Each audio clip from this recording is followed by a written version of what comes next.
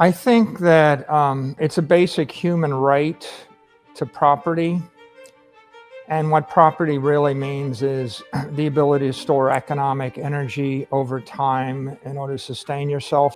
And if we take away a bank of economic energy from humanity, it's the same as sentencing them to slow starvation.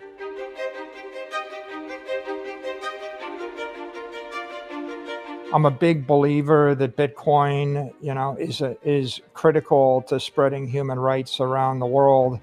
And what you see right now is that in countries where the currency is collapsing, the banking system doesn't work, then people are turning to Bitcoin and they're using their mobile phones to hold a crypto asset in order to protect themselves.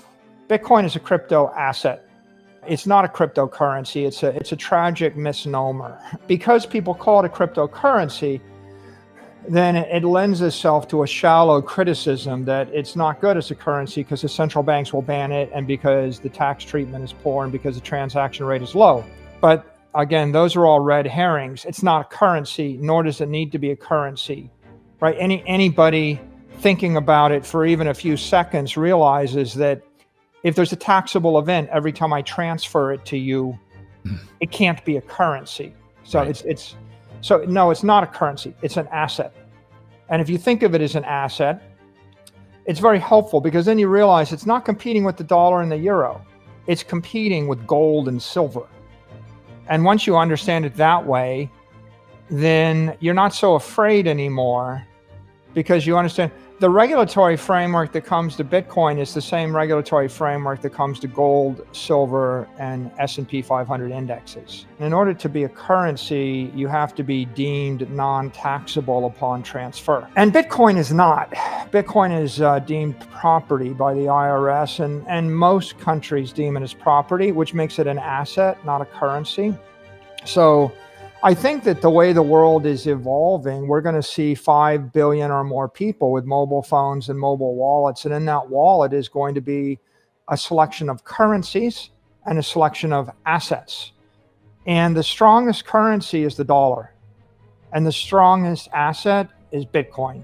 So Bitcoin is the global monetary network that allows everybody on Earth to store their economic energy over long periods of time. And it also allows everyone to synchronize those mobile wallets in Zimbabwe and Venezuela and Nigeria and India and Argentina and the US and China and the like. And so I see an emerging economy with a digital asset called Bitcoin and a digital currency, likely the dollar, but if not the dollar, perhaps the renminbi, right? And if not the Chinese currency, then perhaps the euro. At the end of the day, the winner is going to be the strongest currency, which will come from the strongest country and the strongest economic network, which will be the US. And the winning asset will be the strongest crypto asset with the greatest security and the greatest acceptance and the most stability, and that will be Bitcoin. If you were to say to me, I can pay you in Bitcoin, it doesn't make a lot of sense because the transactions are slow. But if I had highly appreciated Bitcoin, I would be accelerating a shorter or long-term capital gains bill in order to pay you. And so the only way that I would pay you in Bitcoin would be I would take $100, I would buy Bitcoin, and then 1 minute later, I would transfer the Bitcoin to you so that the basis in the Bitcoin is equal at the time I acquired it and the time that I transferred it. So I think that this is a vestige from the first decade when there were a lot of retail users of Bitcoin and before they understood the law. But the law has been very clear in the US since 2014. And any institution, right, any high net worth individual, any corporation, any institutional investor understands that you acquire this stuff, you're going to hold it. It doesn't make any sense to pay for anything in Bitcoin for two reasons. The first reason is because it's a taxable event. Mm-hmm.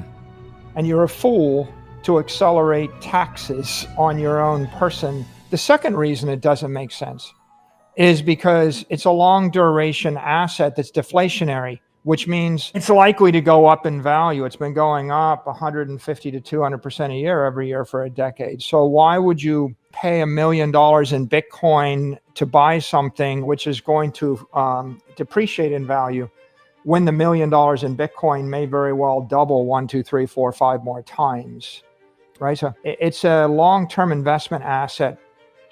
A much wiser course of action would be to borrow money against Bitcoin.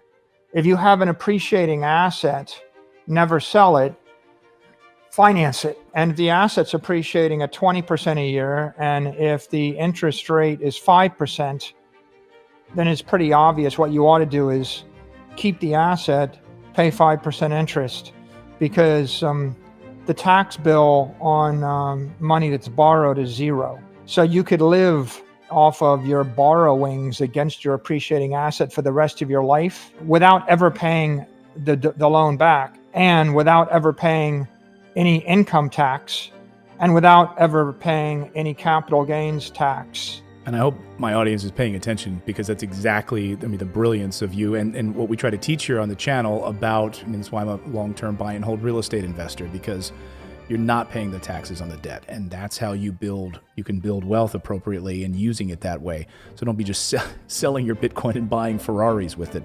Don't be a knucklehead with it. If you desperately need a Ferrari, you're better off to borrow the money against the Bitcoin. Like you can be rich with a Ferrari, a yacht, and a jet. You need to have borrowed the money against a tangible asset, which is going up in value as the money supply expands, in order to keep and pay for the Ferrari, the yacht, and the jet. Then the most important thing you can do is construct a portfolio of high quality assets that are scarce, that are going to appreciate in price at a faster rate than the currency supply expands. And so that means Bitcoin, because it's ultimately scarce and fungible. You can transfer it anywhere in the world, and people with money are always going to want it. And after that, perhaps clearly the home that you want to live in the rest of your life, trophy real estate that has tangible value to you, perhaps trophy art, a Mona Lisa, something which is extremely scarce, a Van Gogh painting. If the currency supply increases by a factor of 10 and you have a very scarce piece of art, presumably the price of the artwork is going to go up. The best thing going, of course, would be scarce assets that you can finance. So if you have a home that you love and you can get a 2.5% mortgage for the next 10 to 30 years against it, then it makes sense to maximize the mortgage, hold the property. When the money supply is expanded by a factor of 10, if your home is in a place where no one else wants to live, it won't go up by a factor of 10 because it won't be scarce.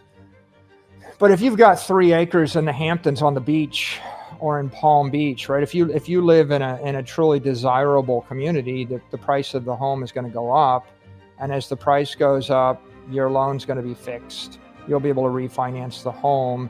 You've got leveraged equity, if you will, or leveraged property. I think Bitcoin fits into that. Bitcoin is appreciating at the fastest rate, faster than the NASDAQ or the S&P or luxury real estate or average real estate around the country, because it's the most scarce, most desirable asset.